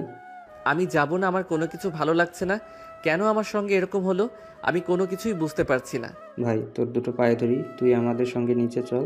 তোর আব্বু যদি জানতে পারে তুই এরকম করছিস তাহলে কি হবে সেটা তুই ভাবতে পারছিস তো? তাই তোকে রিকোয়েস্ট করে বলছি, এই দিনে খারাপ কিছু করিস না, চল আমাদের সঙ্গে। এই বলে নিলয় আর হৃদয় দুজনে মিলে রাজকে তার রুমে পৌঁছে দেয় আর দরজাটা বাইরে থেকে লক করে দেয়। রাজ রুমে প্রবেশ করতেই তিশা বিছানা থেকে নেমে রাজকে সালাম করতে চায়। আর তখনই রাজ কর্কশ কণ্ঠে বলতে থাকে, এই যে শুনেন, আপনি আমার থেকে যথেষ্ট দূরত্ব বজায় রাখবেন। আপনাকে বিয়ে করেছি তার মানে কিন্তু এই নয় যে আপনি আমার বউ। তবে সেটা শুধুমাত্র কাগজে কলমেই থাকবেন, অধিকার ফলাতে কখনোই আসবেন না। তুমি এসব কি বলছো রাজ? তোমার কি মাথা খারাপ হয়ে গেছে নাকি? আমি তোমার বিয়ে করা বউ, গতকালকেই তোমার সঙ্গে আমার বিয়ে হয়েছে, আর আজ আমাদের বাসর। এখন তুমি এগুলো কি বলছো? আমি যা বলছি একদম সত্য কথা বলছি, আমি কোনো ভুল কথা বলছি না। শেষবারের মতো আপনাকে বলে দিচ্ছি, আমার কাছে কখনোই স্বামীর অধিকার চাইতে আসবেন না। শুধু আমি আমার আব্বু আম্মুর জন্যই আপনাকে বিয়ে করেছি, তা না হলে আপনার মতো মেয়েকে আমি কখনোই বিয়ে করতাম না। কেন বিয়ে করতে না? কিসের কমতি আছে আমার? আমি কি দেখতে অসুন্দর, অশিক্ষিত, গাইয়া, আনকালচার্ড? আমি জানি না, আমি কোনো কিছু জানতেও চাই না। আর আপনার প্রশ্নের উত্তর দেওয়ার কোনো ইচ্ছা আমার নেই। চুপচাপ বিছানায় শুয়ে ঘুমিয়ে পড়ুন। আর আমি বেলকনিতে গিয়ে ঘুমাচ্ছি। আপনার সঙ্গে এক রুমে আমি কোনোভাবেই থাকবো না। দেখো, তুমি যেরকমটা ভাবছো সেরকমটা একটুও হবে না। কারণ আমি তোমায় ভালোবেসে বিয়ে করেছি। স্ত্রীর অধিকার পাওয়ার জন্যই আমি তোমায় এমনি এমনি বিয়ে করিনি। আর বিয়ে যখন হয়েই গেছে, এখন তুমি কোনো কথা বললেও আমি সেটা শুনবো না। কেন শুনবেন না? আমি কি আপনাকে একবারও বলেছি যে আমি আপনাকে বিয়ে করব, আপনাকে আমার পছন্দ হয়, আপনাকে আমার বিয়ে করতে ইচ্ছা করে? তাহলে আপনি কেন আমার সঙ্গে এরকমটা করছেন? আপনি আমার ম্যাম, সেই পর্যন্তই ঠিক ছিলেন। কেন আপনি সে দেশে আমার সঙ্গে সম্পর্ক করতে আসলেন? আর আপনি যদি সেদিন আমাদের বাড়িতে না আসতেন তাহলে তো আমার বাবা মা আপনার বাড়িতে বিয়ের প্রস্তাব নিয়ে যাওয়ার সাহসটাও পেত না। এখন আমি আপনাকে যেটা বলবো আপনাকে সেটাই শুনতে হবে। ও তাই নাকি? একটা কথা ভালো করে বলে রাখি, তুমি শোনো। তুমি যদি আমার কথা না শোনো তাহলে আমি কেন তোমার কথা শুনবো? আমি তোমার বিয়ে করা বউ, আমার অধিকার আছে তোমার থেকে আমার অধিকার আদায় করে নেওয়ার। এই যে শোনেন, আপনার সঙ্গে ফালতু কথা বলার কোনো ইচ্ছা আমার নেই। আমার প্রচণ্ড ঘুম পেয়েছে। তাছাড়া এই কয়দিনে আমার উপর প্রচণ্ড ধকল গেছে, তাই আমাকে ঘুমাতে হবে। দয়া করে বিরক্ত করবেন না। এই বলে রাজ তখনই আলমারি থেকে একটা বালিশ আর একটা চাদর নিয়ে ব্যালকনিতে চলে যেতে চায়। তখনই দিশা পিছন থেকে রাজের হাতটা ধরে ফেলে আর টান দিয়ে নিজের বুকের সঙ্গে মিশিয়ে নেয়। এটা দেখে রাজ বলতে থাকে, এসব কি করছেন আপনি? নির্লজ্জ বেহায়া মার্কা মেয়ে। আপনাকে তো যেদিন আমি প্রথম দেখেছিলাম সেদিনই আমি বলেছিলাম আপনাকে হয়তো কোনো ছেলে বিয়ে করতে পারবে না, আর কোনো ছেলে বিয়ে করতেও চাইবে না, কারণ খোসা ছাড়া কলা কেউ খেতে চায় না। হ্যাঁ, তুমি একদম ঠিক কথাই বলেছো। তবে তুমি হয়তো এটা ভুলে গেছো, যেদিন থেকে তুমি আমাকে এই কথাটা বলেছো সেদিন থেকে আমি ওয়েস্টার্ন ড্রেস পরা একদম ছেড়ে দিয়েছি। এরপর থেকে আমি এসব বাঙালি পোশাক পরতেই অভ্যস্ত করেছি নিজেকে। তাতে কি হয়েছে? তাই বলেই কি এটা কোনো হাদিসে লেখা আছে যে আমার আপনাকে বিয়ে করতে হবে? এটা তো কোনো হাদিসে লেখা নেই। তাহলে আপনি কেন এসেছেন সেদে সেদে আমাকে বিয়ে করতে? কারণ তোমার কথা বলা, তোমার চালচলন সবকিছুই আমার ভালো লেগেছে। অবশেষে আমি তোমার প্রেমে পড়েছি। আর যখন একটা মানুষকে আমার মনটাই দিয়ে ফেলেছি, তখন সেই মানুষটার কাছ থেকে নিজেকে কিভাবে দূরে রাখবো? তাই তো আমি তোমার কাছে চলে এসেছি। কিন্তু আনফর্চুনেটলি আমি আপনাকে অ্যাকসেপ্ট করতে পারছি না। এবার দয়া করে আমাকে নিজের বাহু বন্ধন থেকে ছেড়ে দিন, আমি ঘুমাবো। এই কথা বলে রাজ তিশার বাহু বন্ধন থেকে নিজেকে ছাড়ানোর চেষ্টা করে, কিন্তু তিশা তখন তাকে আরো শক্ত করে জড়িয়ে ধরে আর বলতে থাকে, বেবি, যতই ঘুড়ি ওড়াতে নাটাই তো আমার হাতে। মানে আপনি কি বলতে চাইছেন বুঝতে পারলাম না। না বোঝার কি আছে? যেখানে তোমার ফ্যামিলির মানুষ আমাকে পছন্দ করে এবারের বউ বানিয়ে এনেছে, তুমি তাদের মুখের ওপর কিছু বলতে পারোনি, সেখানে তুমি আমায় ছেড়ে যাবে এটা ভাবলে কি করে? বিয়ে করেছি বলেই যে সংসার করতে হবে, আপনাকে স্ত্রীর অধিকার দিতে হবে, এরকমটা কাবিননামায় লেখা ছিল না, বুঝতে পেরেছেন? তাই বুঝি। ঠিক আছে, তোমাকে আমার অধিকার দিতে হবে না, আমি নিজেই আমার অধিকার আদায় করে নিতে পারবো। এই বলে তিশা তখনই সঙ্গে সঙ্গে রাজকে ধাক্কা দিয়ে বিছানার উপর ফেলে দেয়। রাজ তখন তিশার ধাক্কার তাল সামলাতে না পেরে বিছানার উপর তালমাতাল হয়ে পড়ে যায়। তারপর কোনো রকম নিজেকে সামলে নিয়ে বিছানা থেকে উঠতে চায়, কিন্তু তিশা তাকে সেই সুযোগটা না দিয়ে বিছানার সঙ্গে চেপে ধরে আর তার দুই ঠোঁট ইচ্ছে মতো কিস করতে থাকে। রাজ তখন নিজেকে ছাড়ানোর জন্য প্রাণপণ চেষ্টা করতে থাকে। 2 মিনিট পর তিশা রাজের ঠোঁট দুটোকে একটু ছেড়ে দেয় আর তখনই রাজ বলতে থাকে, নির্লজ্জ বেহায়া মেয়ে, আমার বুকের উপর থেকে শুনুন, আমাকে যেতে দিন। স্বামীর কাছ থেকে অধিকার আদায় করে নেওয়া যদি নির্লজ্জতা বেহায়ের লক্ষণ হয়, তাহলে আমি সেটাই। আমি আমার স্বামীর ভালোবাসা আদায় করে নেবই। ছেড়ে দিন আমাকে। তোমাকে ছেড়ে দেওয়ার জন্য বিয়ে করেছি নাকি? তোমাকে বিয়ে করেছি ভালোবেসে, ভালোবাসায় ভালো থাকার জন্য। এই বলে তিশা আবারও রাজের ঠোঁটে নিজের ঠোঁট ডুবিয়ে দেয় আর রাজকে ইচ্ছে মতো কিস করতে থাকে। এভাবেই চলে প্রায় আধা ঘন্টা ধরে তাদের কিসিং পর্ব। রাজ নিজেকে ছাড়ানোর চেষ্টা করলেও সত্যি নিজেকে কোনোভাবেই সে মুক্ত করতে পারে না। আর অবশেষে ও তিশার সঙ্গে রেসপন্স করতে বাধ্য হয় আর দুজনে চলে যায় ভালোবাসার মহাসমুদ্রে। তাদের ভালোবাসার আদান প্রদান পর্ব শেষ হলে দুজন দুজনকে জড়িয়ে ধরে ঘুমিয়ে পড়ে। সকালবেলা তিশা ঘুম থেকে উঠে ফ্রেশ হতে চলে যায় আর রাজ এদিকে ঘুমাচ্ছিল। তিশা ফ্রেশ হয়ে এসে ড্রেসিং টেবিলের আয়নার সামনে নিজের চুল আঁচড়াচ্ছিল। তখনই এই প্রথমবার রাজ ভালোবাসার দৃষ্টি নিয়ে তিশার দিকে তাকায়। তখনই তার মনে হয় তার ঘরে যেন স্বর্গ থেকে এক অপ্সরী নেমে এসেছে। সে অপলক দৃষ্টিতে তিশার দিকে তাকিয়ে আছে। তিশা চুল আঁচড়ানো শেষ হলে সেটা খেয়াল করে। তখনই তিশা রাজকে উদ্দেশ্য করে বলতে থাকে, কি ব্যাপার, তুমি আমার দিকে এভাবে হা করে তাকিয়েছো কেন? মনে হয় জীবনে প্রথমবার আমাকে দেখছো। হ্যাঁ, ভালোবাসার দৃষ্টিতে তো এই প্রথমবার দেখছি তোমায়। ওরে বাবা, আমার লাভলু দেখছি ইতিমধ্যে আমাকে ভালোবেসে ফেলেছে। তা কি দেখে আপনি আমাকে ভালোবেসে ফেললেন বলেন তো শুনি। আমি যদি সত্যি কথা বলি তাহলে কি তুমি আমার কথা বিশ্বাস করবে? হ্যাঁ অবশ্যই, তুমি সত্যি কথা বললে আমি কেন বিশ্বাস করব না? আমি তোমার কথা বিশ্বাস করতে বাধ্য। আমি তোমার মায়াবী চেহারার প্রেমে পড়ে গেছি, বিশ্বাস করো। এই প্রথমবার আমি ভালো করে তোমার দিকে তাকালাম আর আমি দেখতে পেলাম তুমি এতটাই সুন্দর যে মনে হয় আকাশ থেকে কোনো পরী আমার ঘরে নেমে এসেছে, যার চোখের দিকে তাকিয়ে আমি আমার পুরোটা জীবন পার করে দিতে পারবো। পাম দেওয়ার আর জায়গা পেলে না, যেখানে আমায় সহ্য করতে পারতে না আর এখানে কিনা আমার প্রশংসা করছো, এটাও আমাকে বিশ্বাস করতে হবে? ঠিক আছে, তোমায় বিশ্বাস করতে হবে না। এই বলে রাজ মুখ ঘুরিয়ে বসে থাকে।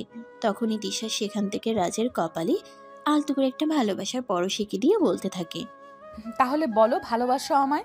বলবো না, তুমি তো বললে। আমি সত্য কথা বললে তুমি বিশ্বাস করো না, সেখানে তোমায় ভালোবাসবো কেন? তুমি না বাসলেও কি হবে, আমি তো তোমায় ভালোবাসি। I love you. I love you too. এই বলে রাজ তিশাকে টান দিয়ে নিজের বুকের সঙ্গে মিশিয়ে নেয় আর আলতো করে তিশার কপালে ছোট্ট একটা ভালোবাসার পরশ এঁকে দেয়। তারপর কানের কাছে মুখ রেখে বলতে থাকে, ভালোবেসে সারা জীবন আমার পাশে থাকবে তো? কখনো আমার হাত ছেড়ে অন্য কারো হাত ধরবে না তো? না মহারাজ, আপনার হাত ছেড়ে কখনো অন্য কারোর হাত ধরার দুঃসাহস দেখাবো না। খুব ভালোবাসি আপনাকে। আপনি ছাড়া আমার জীবনটা অর্থহীন।